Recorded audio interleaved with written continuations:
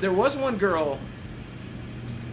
I don't know if I should talk about this, Mike, but I'm going to. There was one girl that I dated. She liked a lot of childish things. She liked rubber ducks. That's why I have some of these rubber ducks.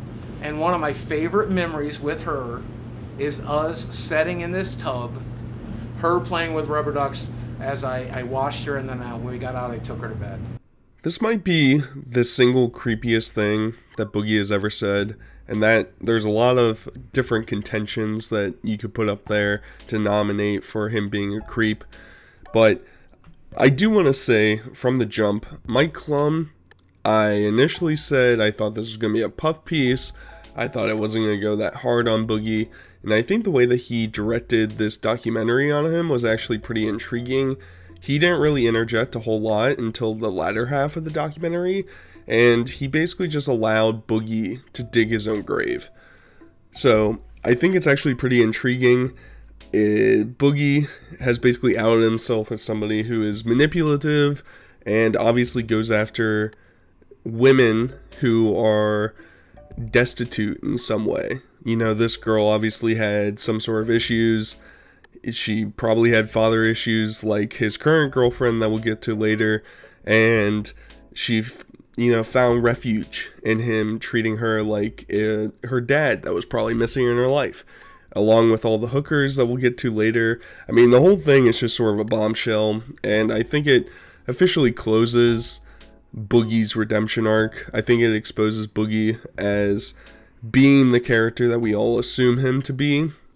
We've had those short, 10, 15 minute long videos of him crying, complaining in the past, but now we see that this might be a recurring trend.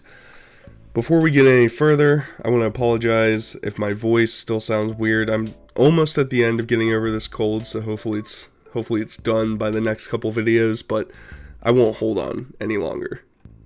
Money comes in, money goes out. For the longest time, my ex-wife handled that shit, but then I got divorced. I don't know where my money is. I don't know what it's doing. The only thing I've ever done with it is I threw it into crypto and then lost a shitload of it. Well, here's everything.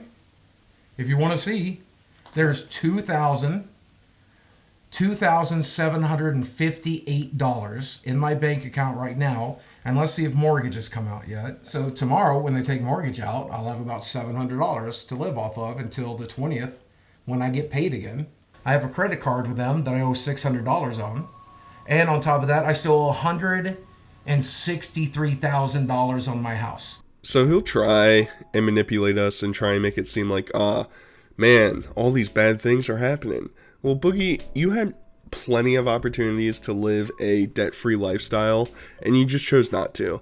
You chose to completely blow all your money, and we'll find out here very, very quickly. He could have paid off his mortgage on the ladies of the night that he spent money on. So, not a good look from you, Boogs. Really isn't. But it's also like, this interview must have been going on for like such a long time. Because either that, or he just doesn't have like good circulation in his hands, and that's why his hands wrinkle out so quickly. Because it would take me, 15, 20 minutes for my underwater the entire time for my hands to get that wrinkly. I don't know. Must have been an uncomfortable interviewing experience for Mike. I have 2 glorious meat curtains. I don't like showing it to people, and people don't like seeing it. So that's why I'm going to die alone. Oh, boo-hoo. It's me, Boogie. Wah! I did all this work in the past of getting surgery and then didn't follow through with it at all, and am still the failure of a human that we see in front of us right now. But I'm gonna stand here and say, wah, there's no girl I can manipulate at this very moment, so I'm just gonna be sad and die alone. It's like, you don't have anything redeemable about yourself. Maybe when you were slightly wealthy, maybe you could, that's how you got all the hookers, but if you're poor and you're fat and you're ugly and you're about to be bankrupt and kicked out of your house, there's not a lot of redeeming qualities for you, Boogie. Sorry, I know I'm dropping the anvil on your head like a cartoon character, but it's a surprising factor. So I know I'm budgeting, but I immediately went to Amazon and bought a sound bar for $100. And then the next day, the TV stopped crackling. And now I have a $100 soundbar that I don't need. So like with everything else in his life, he's just extremely impulsive. And it's also part of the problem with a lot of the consumerist culture that we live in now is that people have no intuition to try and fix the things that they already have or just deal with a slightly out of date technology. You know, I've had my phone for like 6 years. It still runs perfectly fine. I mean, the battery's not as good as it used to be, but like, it's fine. It can last me throughout the day. I can charge it. Yeah, it doesn't have the best camera compared to what's out now or video quality or any stuff like that, but like, I can deal with it. I'd rather save the $1,500 I'd spend on a new phone and, you know, parse that out into savings or investments, or maybe I'll get a couch for myself, something like that, you know, something more useful. Boogie, on the other hand, he, for 20 minutes watching TV, realizes, oh man, the audio sounds weird. Maybe I should get up and see what's going on. Nah, I'm gonna just right away, alright, time to type in buying on Amazon, let's pick it up. It's like, dude, I know you think this is like quirky and goofy, and it's like, ooh, silly little me, I didn't even realize that the TV worked after all. It's like, no, you're just a moron. You're a complete regard. And like, it felt really compulsive at the time.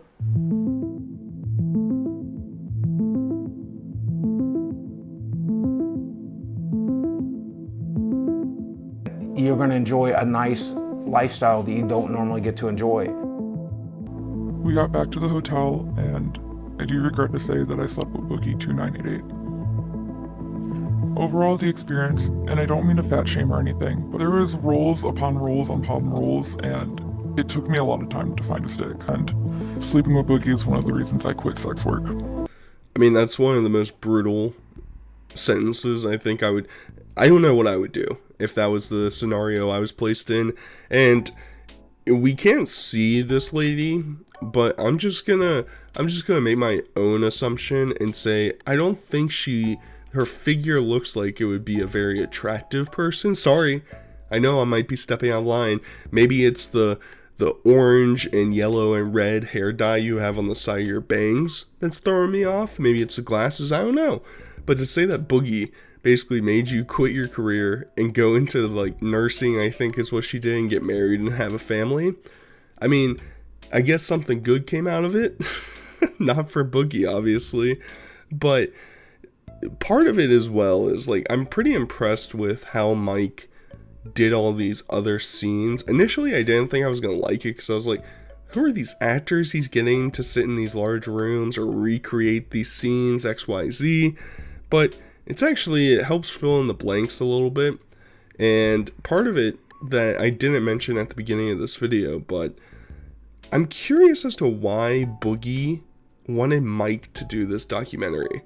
Mike claims that Boogie wasn't paid and himself wasn't paid for this documentary at the time of recording. So why would Boogie want an unknown character who's like fresh out of film school, I guess, to do this documentary on him? It seems really weird to me that he wouldn't want somebody like Turkey Tom to come out. I don't know. So we're gonna go to the game shop, but this is gonna keep me from going out on the streets, right? Like, this is gonna keep me in a house. So I think it's bittersweet. I think he would find it bittersweet. He would have wished I'd. So I'm gonna nerd out for a quick second. The box that he has all these cards in, I believe comes from the Luigi Pikachu promo set from Japan, which I think came out in like 2015 or 2016. A sealed box of that sells for like $6,000 or $7,000 currently. It's like a crazy popular set, and they have promo cards within that box. And if you get a PSA 10 of one of those cards go for similar the cost of the box. So if he would have just sat on it and saved it as an investment, boom, quick cash right there. But no, he can't. He had to open it, and he, I guess, stores his magic cards in there. No, make it 3 chicken quesadillas. What's paying for this? Shit, you're paying me back on my hair. That don't hurt. So I don't know why he was using the Francis voice there when he was ordering the food. Seemed really odd. Seemed really quirky. He also, Mike would call him out and say, "You got a chicken quesadilla, but I thought you didn't like chicken quesadillas." And Boogie's just like, "Well, that's just how it is. I'm just getting food." And it's like, all right, well, this dude literally has zero initiation preference of making his life better. He doesn't take a single stride to improve anything. So like, why should anybody care, Boogie? Why? I might have sprained it or broken it or something. I was walking to the bathroom in there, and there was a loud snap sound, and things kind of shifted in one direction, and now my foot is swelling into my shoe, and it hurts really badly. Once again, I really don't feel bad for him in this situation. I mean, if you've reached the point in your life where if you roll your ankle, your like entire mobility is thrown off and you have to like go see a doctor to get it checked out, then it's like, well, maybe you should reevaluate your choices. And he doesn't care. He doesn't care. That's the whole point. I think he hams it up for the documentary a little bit in this of like, man, I'm really screwing these things up. I'm really messing up. He does this in all of his videos he gets called out for too, where he'll say, yeah, I do those things. I'm going to make a change. And then he doesn't make a change. And he's still the same person he was when he got the money 5 years ago. So don't feel any sympathy for him. There are plenty of different content creators that have various mental illnesses all over social media. And some just say, it is what it is, and this is what I'm going to do. Boogie tends to be really obsessed with this idea that it's favorable to have people feel sorry for you, and that kind of victim mentality where you can get further in life if people have compassion on you, regardless of the reason they're doing it. I look awful. If I look like I've been through hell over the last couple of days, it's because I have been. Most notably, I ruined my body. Like Jerry, I ruined my own career. Maybe it was the imposter syndrome. Maybe it's because It's been a method of, I think covert narcissism is the right phrase. Like, oh, look at how pathetic I am. You should feel sorry for me. You would never be mean to me because I'm so pathetic, right? Oh, I'm so fat. I'm so weird. I'm so goofy. I'm such an old man. I'm so... See, he's completely aware of who he is and how he acts. He's like, oh yeah, that's just my covert narcissism to try and deflect all the attention I get towards me and push it to somebody else. And it's like, all right, Boogie, you're not fooling me. I know that this is all just you trying to shirk any blame, any resistance against him.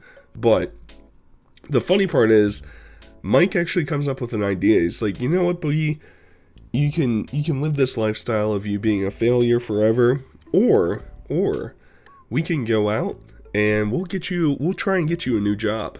How's that work? Nice to meet you. My name is Dawn. Dawn, I'm Boogie, or Steve. Okay, what do you prefer to be called? Honestly, probably Steve. Let's go with Steve. Okay, Steve. No problem. Whatever you prefer.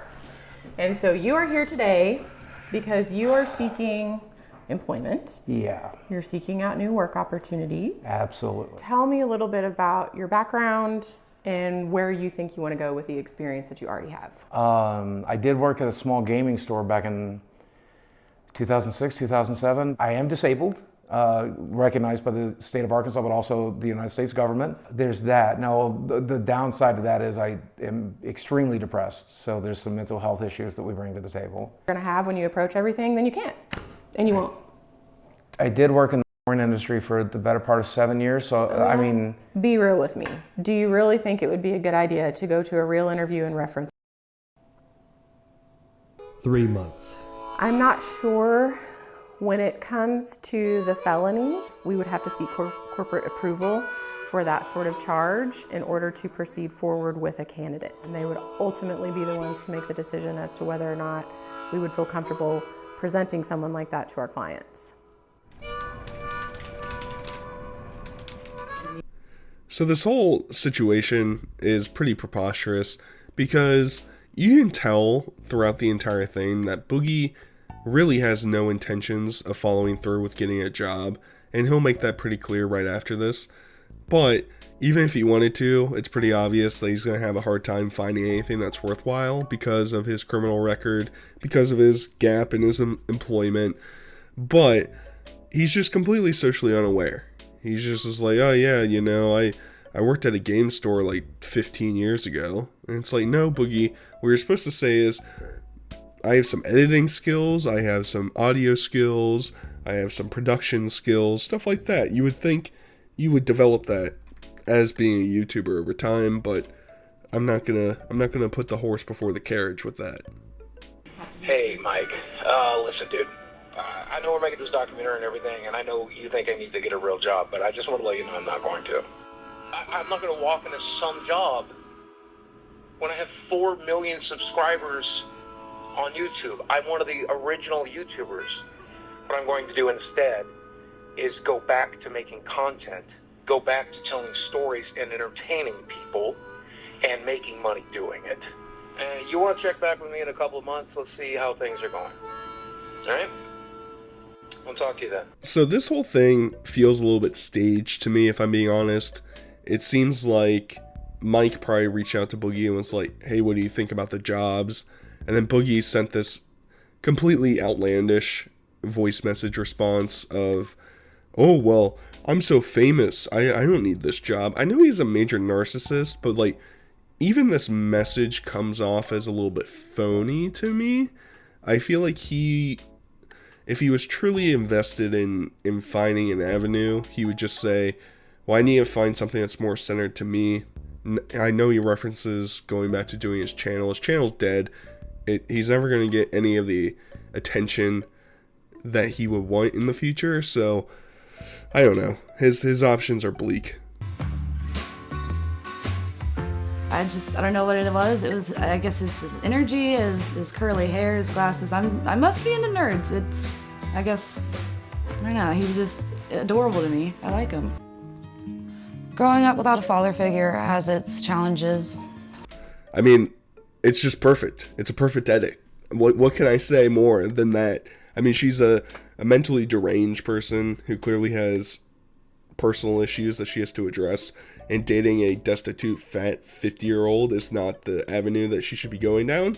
But I've already harked on that, and that's why most of the stuff with his girlfriend I'm sort of cutting out and skipping over. It's not as important because I've talked about a lot of their relationship stuff already.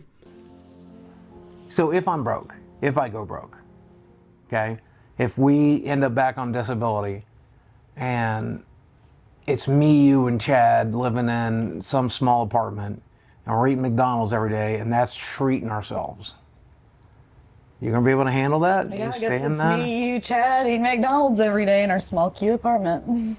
Because, I mean, I'm hopeful that people will go back to watching us on YouTube. I'm hopeful that people will, like, you know, I can go back to live streaming full time again and do like 6-hour live streams like every other streamer and like grind it out. But I mean, there is a very real possibility that one day I won't be able to do that anymore and we're going to have to live off of whatever we can. Are you prepared for that?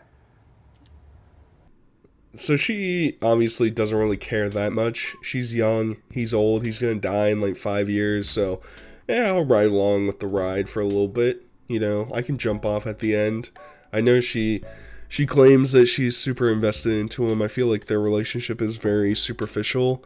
It's probably centered around, we're both broken spirits.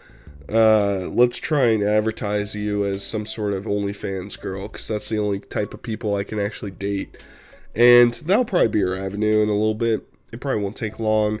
And it's obviously a call to action from Boogie of like, oh, let's try and get the fans back. Come on, let's give me a full-time job. And it's like, Boogie, your content is like so dated.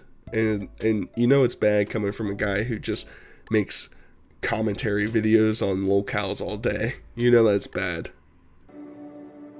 I've talked to my therapist since me and her have been together about overcoming it. My therapist keeps telling me the same thing. When you learn to love yourself, all these things will fall into place, and we just got to teach you those skills. And then I turn to my doctor and I'm like, what do we do? He's like, you've had bypass surgery. You lost 200 pounds. What more can I do for you?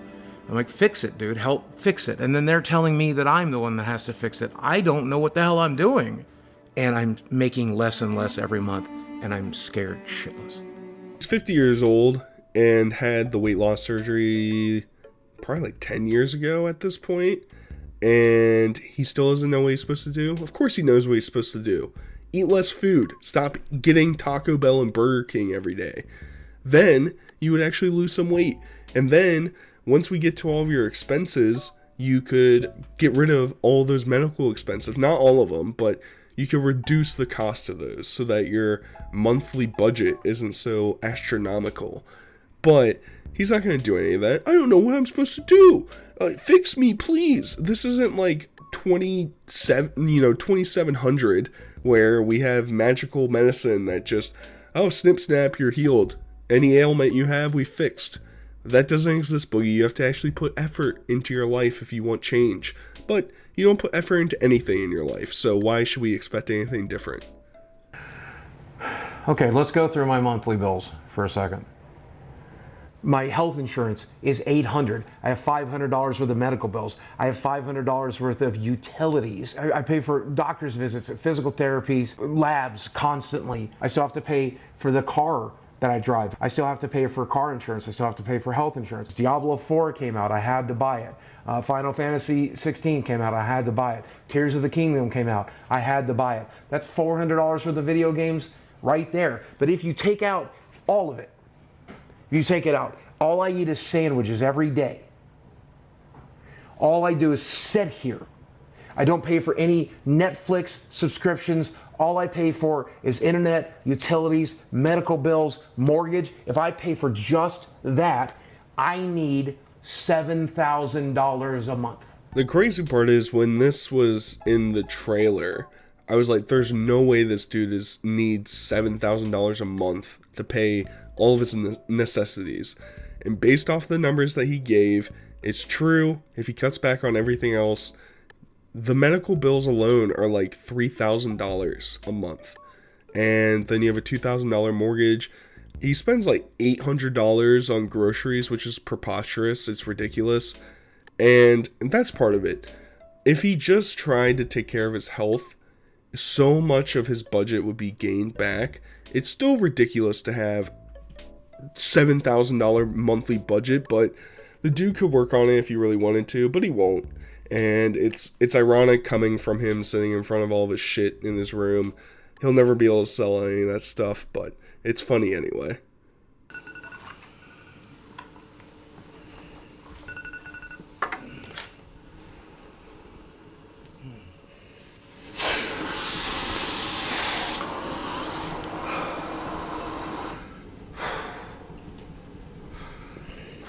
I'm still not sure I'm like really here yet. I was lucky enough to get hit by lightning. I was lucky enough to get to live my dream. I was lucky enough to get to enjoy all of that, play this game the way I wanted to play it. I'll be gone one day too. So I actually think the ending is pretty nice. It reminisces back to what Boogie was. And I think his speech at the end is pretty indicative of how most YouTubers' careers go. If they're hyper successful, they'll be relevant for X years, and then after that, they sort of fade away into the ether. And you have to make the most of your moments when you have it. And it's sort of funny compounding that with the first clip, which is him waking up after doing his first mushrooms trip of psychedelics. And he thinks he solved the universe and thinks that, oh, I'm a new changed man now. I figured it all out. And it's like, you know, Boogie of course thinks that the very first therapy session that he does, it fixed him. He's perfect. He knows everything now. It's so stupid. At the end of the day, I think Mike Lum did a very good job for this documentary. I'm very impressed. I hope you guys are too. I'm sorry that I'm still groggy, and hopefully it'll get better. But until next time, I'll talk to you guys later. Peace.